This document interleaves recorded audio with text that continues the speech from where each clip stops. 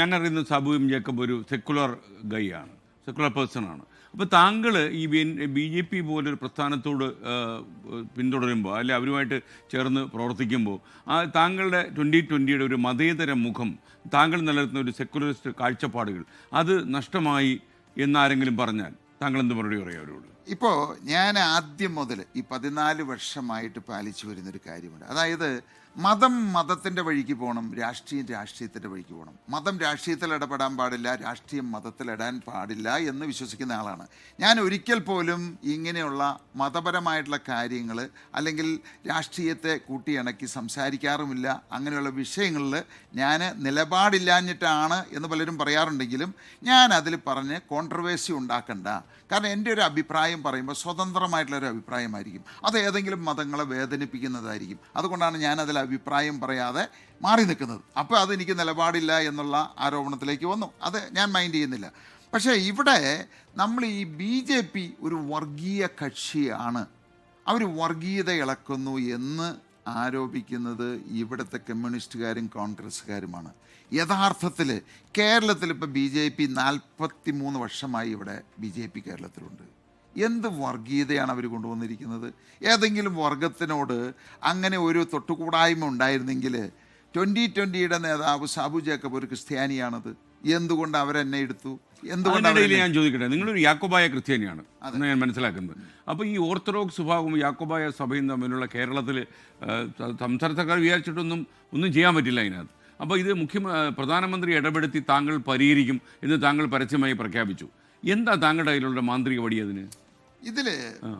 ഈ കാര്യത്തിൽ ഞാൻ പറയുന്നത്, ഇത് LDFൻ്റെ നേതാവ് പിണറായി വിജയൻ കഴിഞ്ഞ 10 വർഷമായിട്ട് പരിഹരിക്കാമെന്ന് പറഞ്ഞു. പക്ഷേ പുള്ളി പരിഹരിച്ചില്ല. ഉമ്മൻചാണ്ടി സാർ ഇരുന്നപ്പോൾ പരിഹരിക്കുമെന്ന് പറഞ്ഞു, പരിഹരിച്ചില്ല. ഇവർ രണ്ടുപേരും ആത്മാർത്ഥമായിട്ട് 1% പോലും ആത്മാർത്ഥയോടുകൂടി ഇതിൽ പ്രവർത്തിച്ചില്ല എന്നുള്ളതാണ് സത്യം. കാരണം അങ്ങനെ ശ്രമിച്ചിരുന്നെങ്കിൽ തീർച്ചയായിട്ടും ഈ പ്രശ്നം പണ്ടേ പരിഹരിച്ചു പോയേനെ. അല്ല, അത് അത്ര എളുപ്പമാണോ നിങ്ങൾ പറയുന്നത് പോലെ? അത് നമ്മൾ പഠിക്കാത്തത് കൊണ്ടാണ്. ഞാൻ ഈ കാര്യത്തിൽ NDA ചേർന്ന് കഴിഞ്ഞപ്പോൾ 2 വിഭാഗത്തിലെയും ആളുകൾ, ഞാനിപ്പോൾ യാക്കോബായ എന്ന് പറഞ്ഞ് ഞാൻ അങ്ങനെ ഒരു തീവ്രതയുള്ള, ഞാനൊരു 2 നീതിപൂർവമായിട്ട് നിഷ്പക്ഷമായിട്ട് നിൽക്കുന്ന ആളാണ് ഞാൻ ഇന്നൊരു വിഭാഗത്തിൻ്റെ ആളായിട്ട് പ്രവർത്തിക്കുന്ന ആളല്ല. അതുകൊണ്ട് തന്നെയാണ് പലപ്പോഴും ഇരു കൂട്ടരും എന്നെ സമീപിച്ചു എന്നുള്ളതാണത്. ഈ പ്രശ്നത്തിനൊരു പരിഹാരമുണ്ടാകണം. അപ്പോൾ ഞാൻ അതുമായിട്ട് ബന്ധപ്പെട്ട് സഭാ മേലധ്യക്ഷന്മാരെ പ്രൈം മിനിസ്റ്ററെ അടുത്ത് കൊണ്ടുപോയി. 1 മണിക്കൂർ അദ്ദേഹം സംസാരിച്ചു. പക്ഷേ ഞാൻ മനസ്സിലാക്കിയൊരു സത്യം, അദ്ദേഹം ഞങ്ങൾ ചെല്ലുന്നതിന് മുമ്പ് ഈ പ്രശ്നം എന്താണ് എന്ന് അല്ലെങ്കിൽ എങ്ങനെയാണ് പരിഹരിക്കപ്പെടേണ്ടത് എന്നുള്ളത് അദ്ദേഹം പഠിച്ച് മനസ്സിലാക്കി ഞങ്ങളോട് സംസാരിക്കുകയാണ് അതുണ്ടായത്. അപ്പോൾ അങ്ങനെ ഉണ്ടായപ്പോൾ എനിക്ക് അതിശയം തോന്നിയത്, അദ്ദേഹം പറഞ്ഞൊരു കാര്യം, ഇത് കോടതിക്ക് പുറത്ത് പരിഹരിക്കേണ്ട ഒരു പ്രശ്നമാണ്, ഒന്നാമത്തെ കാര്യം. രണ്ടാമത്തെ കാര്യം പറഞ്ഞു, ഞാൻ ഒരു വിഭാഗത്തിൻ്റെയും ആളല്ല, 2 വിഭാഗത്തിനും നീതി ഉറപ്പാക്കിക്കൊണ്ട് 2 പേർക്കും അക്സെപ്റ്റബിൾ ആയിട്ടുള്ള ഒരു ഫോർമുല ആണ് ഇതിൽ കൊണ്ടുവരേണ്ടത്, അങ്ങനെയാണ് ഇത് പരിഹരിക്കേണ്ടത്. അപ്പോൾ അവിടെ ചെന്ന സഭാ മേലധ്യക്ഷന്മാർ പറഞ്ഞു അത് ഞങ്ങൾക്ക് സമ്മതമാണ്. അതിനുശേഷം അദ്ദേഹം കൊച്ചിയിൽ വന്നപ്പോൾ വീണ്ടും എന്നോട് ഇതിനെപ്പറ്റി തിരക്കി.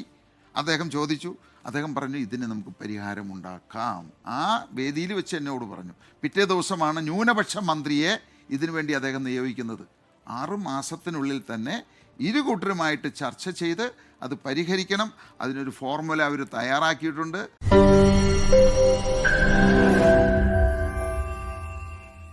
ലോകത്തെവിടെയായാലും ഏത് സമയത്തും 24 വാർത്തകളും ഓഗ്മെന്റഡ് റിയാലിറ്റി പാക്കേജുകളും എക്സ്പ്ലെയിനറുകളും വിശദമായി കാണാൻ ഞങ്ങളുടെ YouTube ചാനൽ നിങ്ങൾക്ക് സബ്സ്ക്രൈബ് ചെയ്യാം.